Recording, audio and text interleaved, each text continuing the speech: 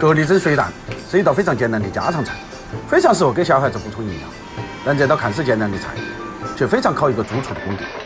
有一说一，很多家庭主妇做这道菜，其实比饭店主厨都做得好。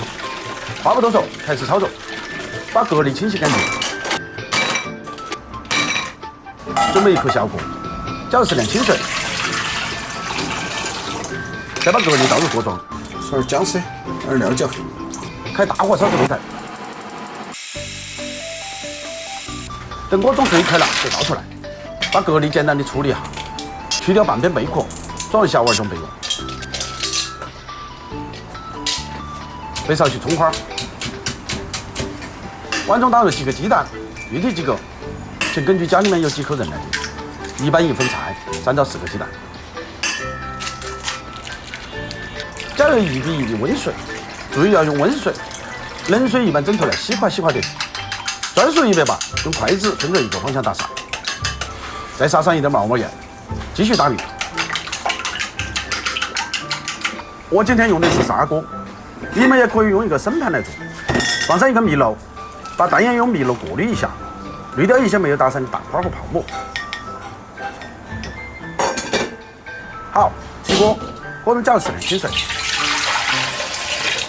开大火烧至煨台。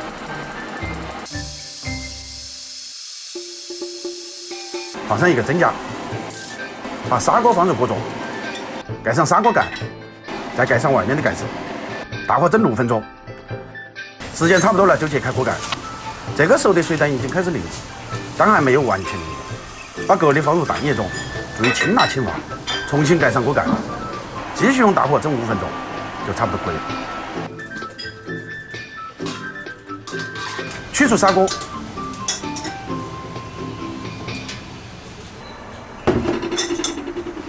淋上少许生抽、香油，再撒上几颗性感的葱花，美味即成。下厨做饭是一种生活态度，一种享受生活的淡然心态，一种和家人和睦相处的慢生活方式。